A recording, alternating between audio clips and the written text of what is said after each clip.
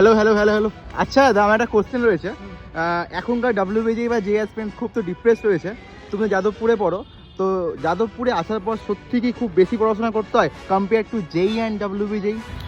তো কোশ্চেনটা difficult answer করা, তবে আমি এইটুখানি বলবো সহজে।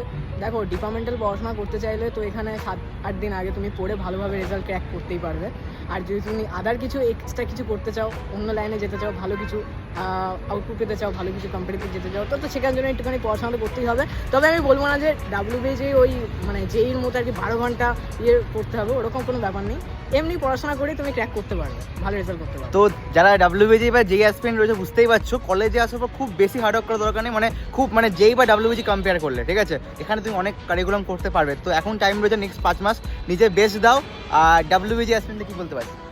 অল দ্য বেস্ট গাইস, ভালো করে পড়ো, ভালো করে লড়ো। আর সবার সাথে কলেজে দেখা হবে নেক্সট ইয়ার, রাইট?